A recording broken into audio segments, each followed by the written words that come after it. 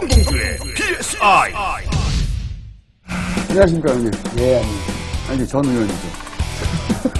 더 갖고 상태가 안 좋아졌네. 전 의원님.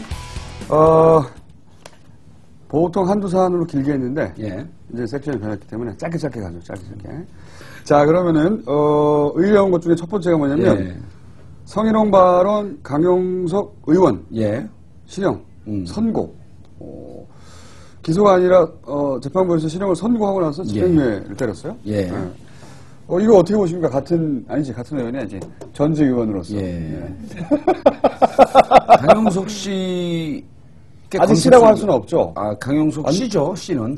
씨는 씨지만. 그러면. 네, 씨는 씨지만. 예, 이제 날라갈 의원과. 이분은 아직 의원이라고 불러도 되죠. 예, 날라갈 의원과. 네. 미래 권력과 어떻게 같이 비교합니까? 의원님은 현재 상태 전 의원. 예. 그런데 이제 강용석 의원은, 제가 보기에는 올 12월까지는 3심 재판을 끕니다. 12월까지. 예, 통상적으로 보게 되면, 네. 뭐 빠르면 한, 11월쯤까지는 갈 것 같아요. 12월은 또 이제 바빠갖고 재판부가 대법 그 일정들을 잘 못 잡으니까. 일단 항고는 당연히 했겠죠. 그렇죠. 네, 받아들일 리가 없으니까. 항소는 했을 거고, 이제 상고까지 가면은 11월, 뭐 늦어도 1월쯤 가는데, 이번 임기는 다 끝내는데, 이번 임기 끝나면은 이제 의원직 박탈이죠. 네. 의원직 박탈이고, 일반형이기 때문에, 금고 이상이면, 네. 향후 5년간 피선거권 박탈입니다. 정치인으로서 사실상 생명이 끝나는 거죠. 5년을 주는 이유는 그 다음 선거를 나가지 말라는 얘기인데, 네. 강용석 의원 같은 경우는 이미 앞으로 선거가 1년도 안 남았기 때문에 5년을 타산을 하면은 19대, 20대를 다 출마를 못 합니다. 그리고 확정되고 나면. 그럼 두 번 건너뛰기 때문에 정치인으로서는 사실상 정치인 생명이 끝났다고 봐야 됩니다. 그리고 이런 사안은 사실은 꼬리표가 계속 달라붙어서 계속 붙어있기 때문에 네. 사면 복권이 안 될 가능성이 높고요. 사면 복권은 한나라당에서 추진하지도 않겠죠. 안 봐서. 그때 이제 우리가 정권 잡으니까 절대 안 하죠. 네. 아니죠. 사면 복권을 시켜줘서 출마하게 해야 돼요. 그 출마하면 정청래 의원만 계속 도와주는 거 아니에요? 그리고 이제 이와 유사한 분이 지금 무소속의 최현희 의원이 있죠. 네. 동해 삼척. 네. 이번에 그 강원도지사 재보선거 가봤더니 동해 삼척이 무척 보수적인 지역이거든요. 경북과 성향이 비슷한 데예요. 거기 이제 이화영 중량구 소속을 갖고 있던 이화영 17대 의원이 아니라 거기 전 의원입니다. 이화영 전 의원이 중량에서 밀렸는지 뭐 이상수 의원하고 경쟁하다 어쨌든 밀렸어요. 그래갖고 동해 삼척에 지금 뿌리를 내리려고 하고 있는데 거기가 최윤희 의원이 지역구인데 한 번까지는 사람들이 인정을 해줬는데 강원도 분위기가 바뀌다 보니까 최윤희 의원도 다음에 떨어질 가능성이 높습니다. 오히려 사람들이 이제 금품수수나 예. 이런 종류의 비자금 건은 시간이 지나면 잊혀지죠. 잊혀지는데 이런 상황은 안 잊혀져요. 절대 안 잊혀지죠. 네. 이분은 그런데 어디로 이제 제가 들어가냐? 보기에는 강용석 의원을 윤리위원회에서 국회의원 제명해요. 네. 그게 헌정사상 최초입니다.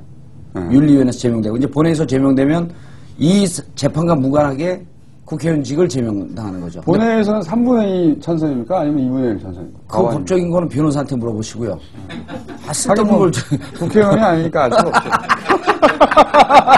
국회의원이나 이런 건 아는 거예요. 해본 적이 없어요. 역사상 그렇죠. 처음이야. 헌정사상 해본 적이 없어요. 해본 적이 없기 때문에. 한나라당도 굉장히 바빴네요. 예, 제명은 아마 3분의 2로 저는 기억을 하고 있어요. 제명하려면 좀 어렵겠네요. 예, 3분의 2이고 실질적으로 본회의에 올라오게 되면 이건 피할 수 없습니다. 피할 수 없을 거라고 보고 저는 이제 이렇게 보는 거죠. 한나라당이 사실은 강용석 윤리위원회 회부된 건을 무척 오랫동안 끌었어요. 하고 싶지 않았던 거죠. 그렇겠죠. 예, 그러다가 최근에 이제 한나라당 막 망가지고 지지율도 떨어지고 그러니까 우리 변화 쇄신한다. 그 윤리위원회에서 이거 가속화시켜서 갖고 이번 재판도 저는 그런 정치적 의미와 전혀 무관하지 않다. 그러니까 지금 한나라당에 쏠려 있는 부정적 눈이나 이런 것을 좀 틀기 위한 그리고 그런 영향력은 언제든지 있는 거거든요. 빨리 털어내기 위해서. 예, 빨리 털어내기 위해서. 자, 그럼 두 번째 사안으로 정상회담. 요즘 정상회담 분위기를 막 무릉무릉 내고 있는데 그렇죠. 이 예상을 2년 전부터 하셨죠. 예. 최후의 돌파구는 정상회담이 될 것이다. 그렇죠. MB 정권에. 내년에 핵안보 정상회의. 그래서 3월 25일로 지금 그 가일정을 잡아놨습니다. 그런데 지금 북한은 무척 냉담해하고 있어요. 그 초청하는 문제에 대해서. 그렇겠죠. 천안함 사과해라. 그다음 핵 포기해라. 처음 줄곧 주장했던 거거든요. 그래서 이번에 보니까 이번 김정일 그 중국 방문이 중국 남방지대 그러니까 중국 개혁 개방을 제일 먼저 해서 가장 경제적으로 그 성공한 사례들 그것을 지금 다 돌아보고 있거든요. 그리고 이미 비료나 이런 것을 그 1억 달러 그러니까 1,200억 정도를 지원하기로 약속을 했고 매번 우리가 지적을 하지만 북중 경제 교류가 무척 활성화되기 시작하고 신의주 개방특구 얘기 나오지 않습니까? 낮은 선봉 개방특구 얘기 나오고 있고 북한 입장에서는 실질적으로 남한이 계속 그 백기 들고 투항하라고 하는 남측에서 그런 입장을 취하고 있기 때문에 종국적인 돌파구를 결국은 중국으로부터 찾으려고 하는 중국으로서는 절호의 기회가 온 거죠.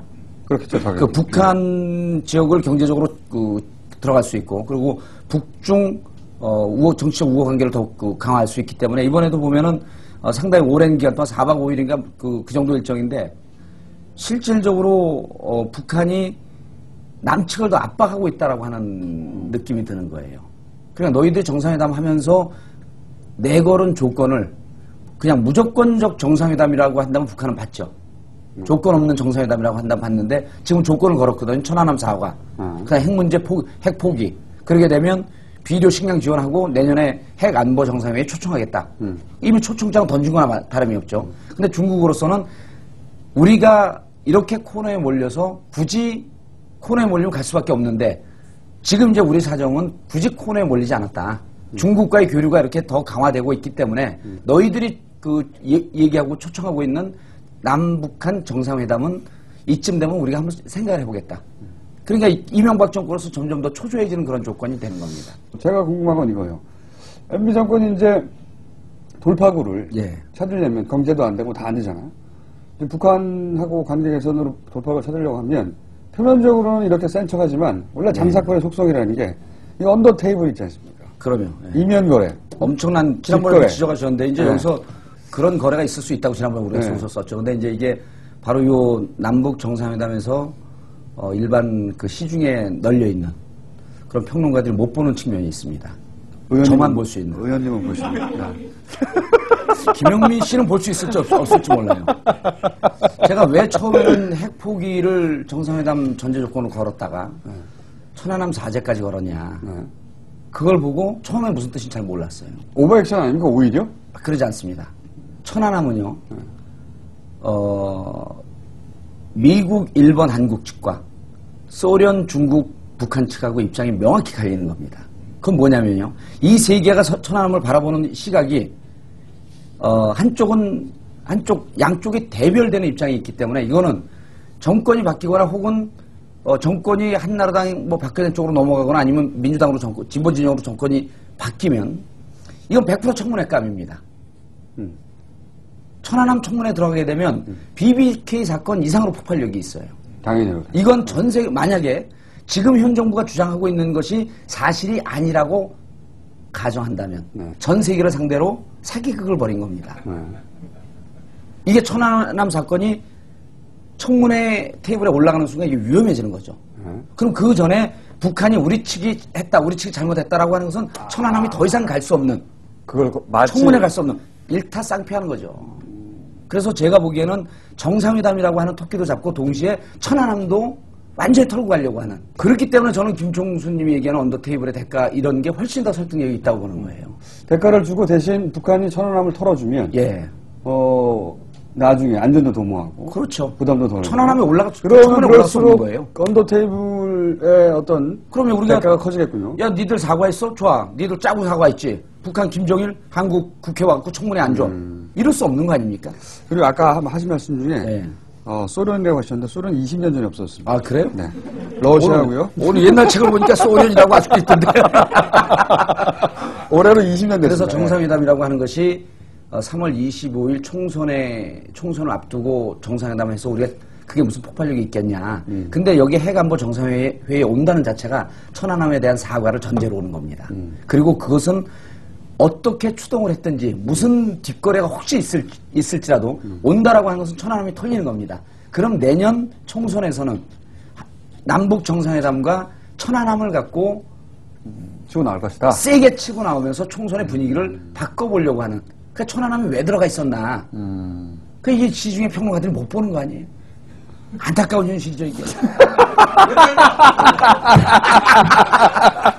그래서 우리가 처음에 봤던 단순히 집권 초기 2008년, 2009년도의 정상회담과 이번의 정상회담은 결과 깊이가 다르다. 그리고 여기에 목숨 걸 정도로 아주 치열하게 이걸 할 것이다. 그러면 이제 북중 지금 정상회담 하는 그 값어치가 나오는 거죠. 점점 더 북한 입장에서는 몸값이 올라가고 있는 겁니다. 그러니까 북한을 고립시켜서 말려줄 전략이라고 말해왔는데 실제로 만약에 정상회담이 된다면 사실은 그 이전 정권하고 비교할 수 없을 정도의 거대한 이권이 오갈 수도 있거든요. 대가가. 라고 소설을 써봅니다. 그거는 이제 김어준 씨가 주장하는 거고 잡혀가려면 혼자 잡혀가세요. 라고 소설을 써보고 하나만 더 하죠. 짧게. 그 문재인 실장이 이런 얘기를 했어요. 최근에. 일거수일투족이 지금 정치권 정치부 기자들의 관심에 초미의 관심을 삽니다. 김진표, 정세균, 백원호 대선 참여해라. 그 얘기를 했어요. 그리고 한겨레 20이라고 하는 모 주간지에서 조사한 게 한겨레 20이라고 하는 모 주간지. 모 주간지. 지지율을 이렇게 저렇게 시뮬레이션에서 제일 많이 나온 게 22%. 정치를 하지 않겠다는 사람인데 오피니언 리딩 그룹인 40대에서는 30.8%인가에서 30%가 넘어가서 그걸 보고 정치평론가들이 깜짝 놀란 거예요. 내가 그렇게 된다니까요. 깜짝 놀랐고. 근데 이제 그 문재인 그 전 실장이 뭐라고 얘기했냐면 어떻게 대선 후보가 짠하고 벼랑간에 나타날 수 있냐. 그러니까 우리 집사람 그걸 보고 계속 정치 안 할 모양이야. 그래서 그런 뜻이 아니라 그때 대선 임박해서 짠하고 나오지 않고 지금 미리 준비하겠다는 뜻이다. 그렇죠. 그 벼랑간에 짠하고 나오지 않으면 지금부터 준비해야 되잖아요. 아니나 다를까 친노가 하나의 세력으로 묶여야 된다라고 하는 우리가 예측했던 그 흐름이 친노 사이에서 각기 나눠져 있는 세 개의 정파가 모여야 된다라고 하는 준비 모임을 지금 시작을 했어요. 내가 그 킹메이커 역할을 하겠다. 이런 거는요, 재미없는 발상이에요. 근데 제가 보기에는. 제가 아는 이분의 성향은 그래요. 내가 불쏘시개가 되겠다. 제가 보기에는, 지금 인터뷰도 무척 많이 하고 있거든요. 여기저기서 옛날 같으면 인터뷰 하려고 전화도 안 돼요. 저하고는 인터뷰를 안 하세요, 저하고는.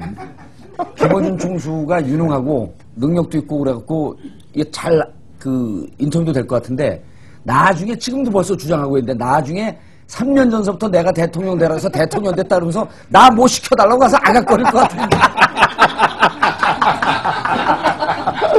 나 국정원장 시켜줘! 그러니까 우리 동네 동사무소 동장이라도 시켜줘.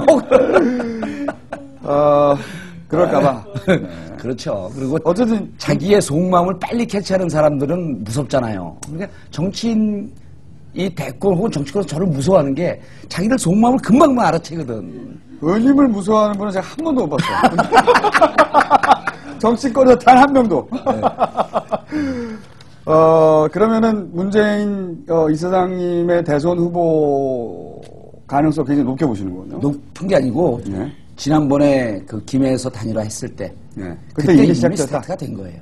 그때 이미 본인이 이제 거부하는데 한계에 도달했고 그렇기 때문에 김해 그 후보 단일화 때 그때 사실은 명함을 내민 거예요. 맞아요. 그리고 실질적으로 지지율 변화의 특징적인 현상이 문재인 실장이 후보군으로 뜨면서 제일 특징적인 현상이 친노 쪽에서 특히 민주당을 제외한 민주당까지 포함한 야권을 포괄적으로 어우르는데 지금 엄청난 폭발력 있는 그렇죠. 잠재 가능성을 갖고 있다는 얘기예요. 저도 항상 그렇게 생각해봤습니다. 여기까지 하죠. 시간 좀 늘려달라고 좀 PD에게 얘기 좀 해주세요. 제가 지금 들어보니까 의원님이 아시는 거 다 얘기했어요, 이미. 더 들어봤자 나올 게 없습니다. 그러면 앞으로 이 PSI는 짧고 굵게 한 3가지 사안 정도 30분씩 10분씩 딱딱 잘라서 30분 주시기로 하는 거 보면 오늘 여기까지 하겠습니다. 감사합니다. 감사합니다.